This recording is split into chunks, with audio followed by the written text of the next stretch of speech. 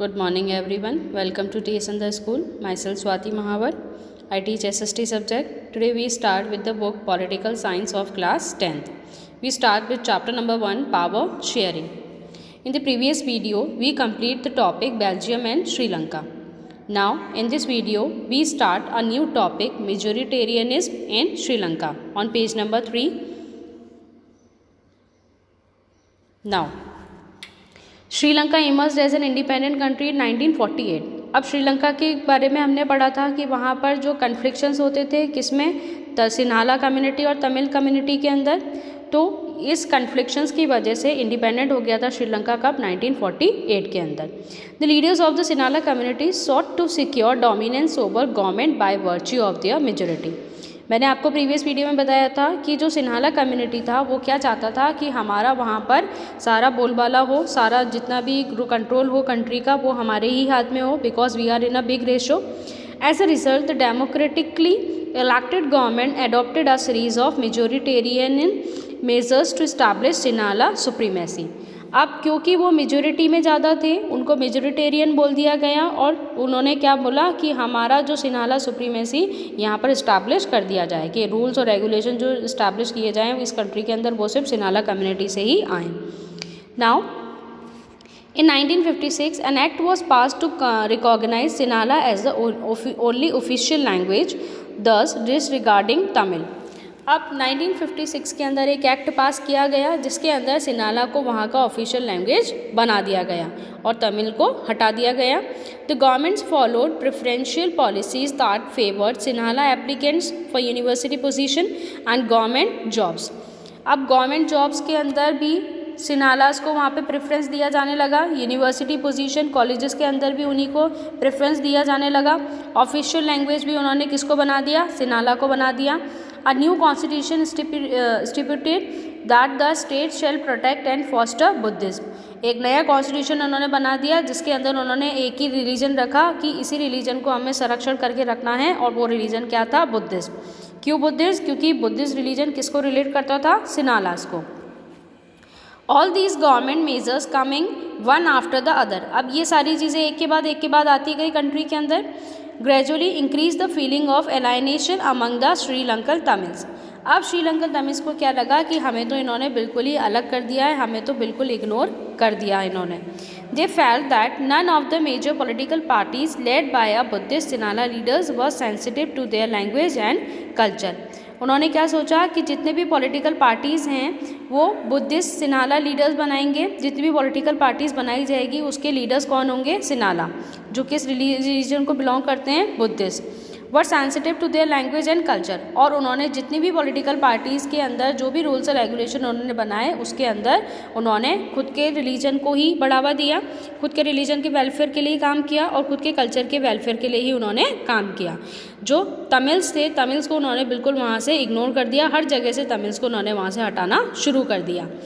They felt that the constitution and government policies denied them. उन्होंने क्या सोचा कि कॉन्स्टिट्यूशन पॉलिसीज़ के अंदर, गवर्नमेंट पॉलिसीज़ के अंदर सिन्हालास के राइट्स को हटाया जा रहा है। Equal political rights discriminated against them in getting jobs and other opportunities and ignore their interest. और तमिल्स को क्या लगा कि हमारे जो रूल्स और रेगुलेशन हैं वो सिर्फ हमारे लिए बनाए गए हैं और जो हमारे राइट्स हैं वो सारे राइट्स हमसे वापस ले लिए गए हैं। ना तो हमें ये राइट है कि हम इक्वली जॉब ले सकें या इक्वली हम एडमिशन ले सकें यूनिवर्सिटी में, किसके इक्वल, सिन्हालास के इक्वल। तो उनको हर जगह से उनको इग्नोर किया गया, उनके सारे जो इंटरेस्ट थे वो सारे इंटरेस्ट उनसे वापस ले लिए गए, उनके लिए कोई भी काम वहाँ पर नहीं किया जाने लगा। As a result the relations between the Sinhala and Tamil community strained over time. अब धीरे धीरे सिन्हालास की कंडीशन जो थी कम्युनिटी के अंदर वो पावरफुल होते जा रहे थे और तमिल्स का जो कंडीशन था वो वीकनेस बनते जा रहे थे। The Sri Lankan Tamils launched parties and struggles for the recognition of Tamil as an official language। अब तमिल्स को समझ में आ चुका था कि भाई ऐसे तो कुछ होगा नहीं जब तक हम इस चीज़ को प्रोटेस्ट नहीं करेंगे, जब तक हमारे राइट्स हमें वापस नहीं मिलेंगे। तो उन्होंने अपनी खुद की पॉलिटिकल पार्टीज़ बनाना शुरू कर दिया, स्ट्रगल करना उन्होंने शुरू कर दिया कि हमें हमारे राइट्स वापस चाहिए, हर जगह हमें हमारा इक्वल ट्रीटमेंट चाहिए, हमें हमारा इक्वल वहाँ पर जॉब्स और यूनिवर्सिटीज़ के अंदर एडमिशन हमें इक्वली वहाँ पर दिए जाएँ। For regional autonomy and equality of opportunity in securing education and jobs. अब रीजनल ऑटोनॉमी मतलब जहाँ पर वो लोग रहते थे वहाँ पर उनके साथ में इक्वलिटी हो, अपॉर्चुनिटी जॉब्स के अंदर उनको इक्वलिटी मिले, एजुकेशन कॉलेजेस के अंदर इन्हें इक्वलिटी मिले, but their demand for more autonomy to provinces populated by the Tamils were rapidly denied. लेकिन उनका जो डिमांड था इक्वलिटी का वो डिनाई कर दिया जाता था। क्यों? क्योंकि उनका नंबर ऑफ पॉपुलेशन क्या था? कम था। नंबर ऑफ पॉपुलेशन माइनॉरिटी में होने की वजह से वो क्या थे? बिल्कुल वीक हो जाते थे। By 1980s, several political organizations were formed demanding an independent Tamil state in northern and eastern part of Sri Lanka. अब 1980 के अंदर बहुत सारी पॉलिटिकल ऑर्गेनाइजेशंस बनाई गई, ऑर्गेनाइजेशन एसोसिएशंस बनाए गए, पार्टीज़ बनाई गई, जिसके अंदर उन्होंने क्या डिमांड की कि हमें एक तमिल इल्म दे दो, यानी कि एक तमिल स्टेट दे दो। कहाँ पर? नदर्न और ईस्टर्न पार्ट श्रीलंका के अंदर, कि हम लोग यहीं रहेंगे, यहाँ के सारे जॉब, सारे कॉलेज में एडमिशन्स वगैरह, सारी एजुकेशन यहाँ का सब हमें ही मिलेगा, यहाँ पर किसी भी सिनाला का यहाँ पर किसी भी तरह का इन्वॉल्वमेंट नहीं होगा। The distress between the two communities turned into widespread conflict। अब दोनों के बीच में जो छोटे छोटे कन्फ्लिक्शन थे वो इतने बड़े हो गए कि उसने एक सिविल वॉर का रूप ले लिया। It soon turned into a civil war। As a result, thousands of people of both the communities have been killed। अब दोनों कम्युनिटी के हजारों लोग मरने लगे, सिनाला भी और तमिल भी। Many families were forced to leave the country as refugees and many more lost their livelihood। बहुत सारी फैमिलीज़ जो थी वहाँ पर वो अपना घर छोड़ के उनको वहाँ से जाना पड़ा और एज ए रेफ्यूजी किसी दूसरी कंट्री के अंदर जाकर वो लोग रहने लगे। उनका घर, उनका लाइवलीहुड, जो भी ऑक्यूपेशन, एजुकेशन वगैरह था, वो सारी चीज़ें उनसे वापस ले ली गई, फोर्सफुली उन्हें वहाँ से हटा दिया गया। About Sri Lanka's excellent record of economic development, education and health, but the civil war has caused a terrible setback to the social culture and economic life of the country। अब सिनाला का जो भी एक्सीलेंट रिकॉर्ड था इकोनॉमिक डेवलपमेंट में, मतलब श्रीलंका ने वो जो बहुत अच्छा डेवलपमेंट गेन किया था, एजुकेशन उन्होंने बहुत अच्छा कर लिया था अपना, हेल्थ सेक्टर में बहुत अच्छा इम्प्रूवमेंट उन्होंने किया था। तो जितना भी डेवलपमेंट इम्प्रूवमेंट उन्होंने किया था वो सारी चीज़ें इस सिविल वॉर की वजह से क्या हो गई? बिल्कुल वो लोग बैकवर्ड आ गए, वो सारी चीज़ें क्या हो गई? डिस्ट्रॉय हो गई, ख़त्म हो गई। जितना वो आगे गए थे उतना ही वो पीछे आ गए because of this war only. उनका सोशल, कल्चर, इकोनॉमिक पूरा लाइफ सब तरीके से क्या हो गया? डिस्टर्ब हो गया। Now come to the next topic, accommodation in Belgium. The Belgian leaders took a different path. अब बेल्जियन के जो लीडर्स थे उन्होंने अलग रास्ता अपनाया।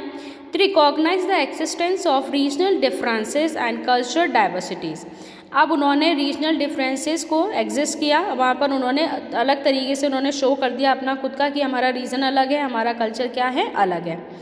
Between 1970 and 1993 they amended their constitution 4 times.